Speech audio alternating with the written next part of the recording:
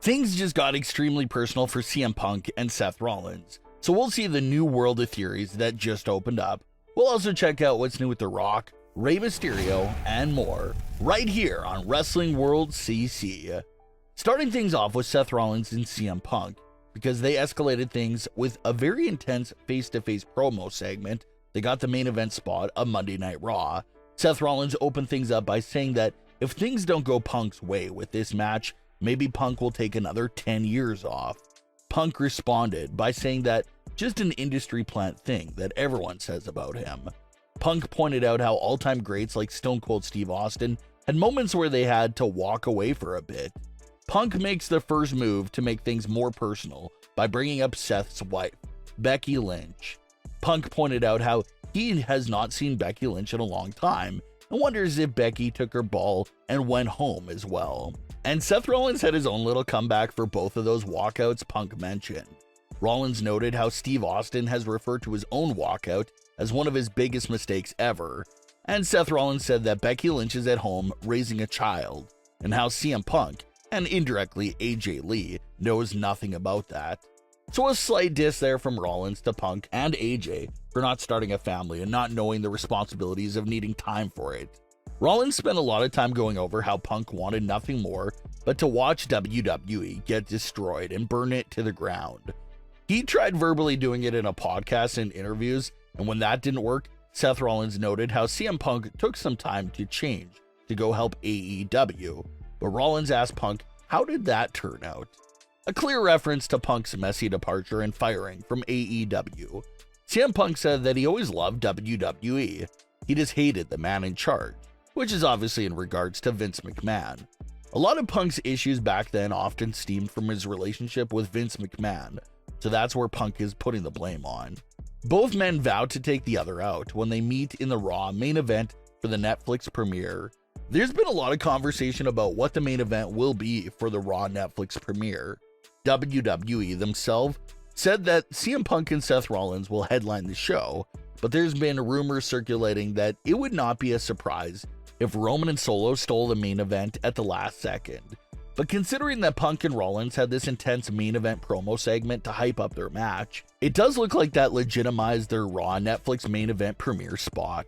On top of their big blows at each other, it is noteworthy to see how they both brought up each other's wives.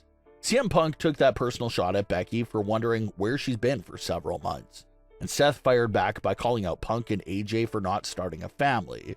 Was that intentional? Was that leading towards something? Well, in Becky's case, the answer is yes. Becky is plastered all over the Raw Netflix advertisements.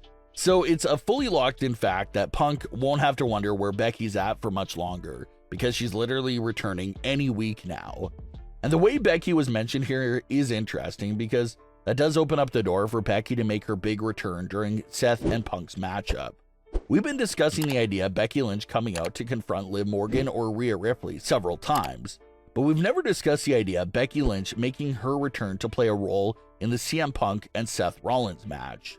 Could she come out during the matchup with her new persona and character to help Seth Rollins beat CM Punk?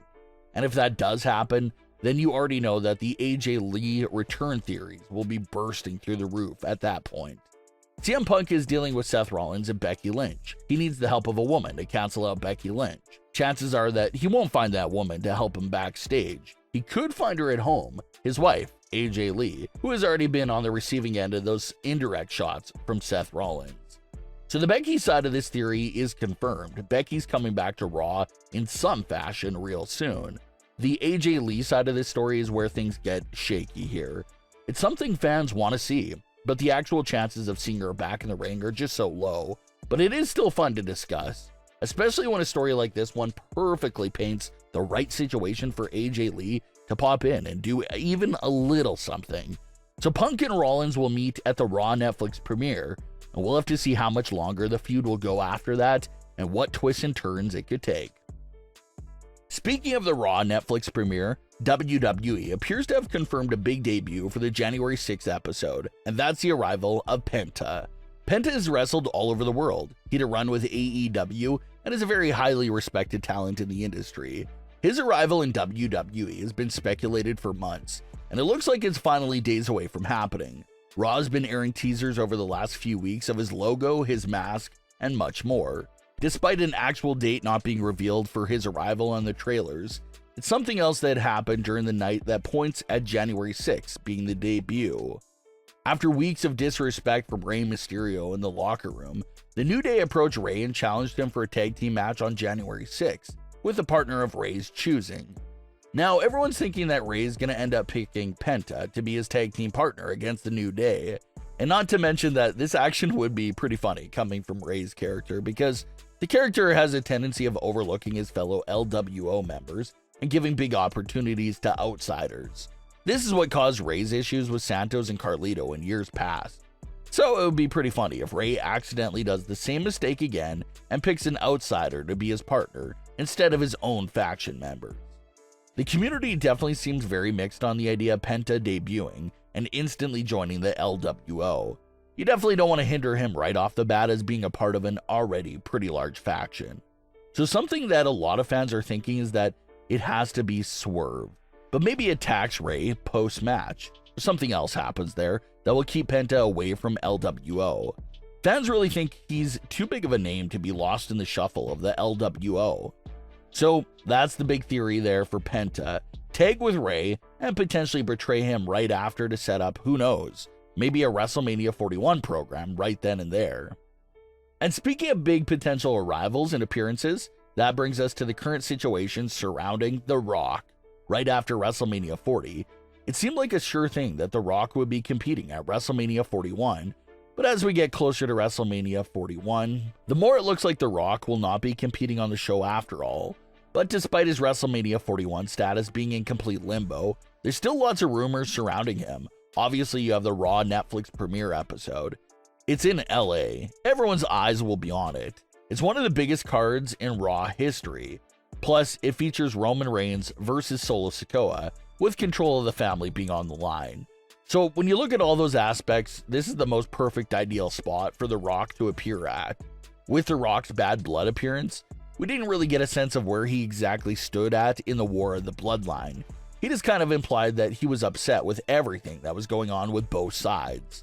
So maybe an appearance during the Tribal Combat match could give more clarification on where he stands. A very big theory that spread like wildfire in recent weeks is the idea of the Royal Rumble consisting of its usual 30 men. But right after the 30th entrant had made their way into the ring, the clock will start counting down from 10 again. Commentators have no idea what's happening, and then it turns out to be The Rock making his entrance to the Rumble at the number 31 spot. The explanation for the number 31 spot being that The Rock flexed his board of director powers to give him a special spot. The Rock's character did acknowledge on screen that he was a member of the board and did threaten several superstars and even referees with his board of director abilities. So there's a nice little character trait for them to use and have fun with there.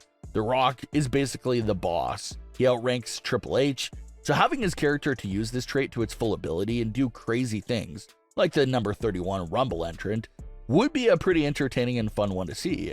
But what are your thoughts on today's stories? Leave your comments below. Don't forget to subscribe with all notifications on, and leave a like if you enjoyed. Thanks for watching, guys.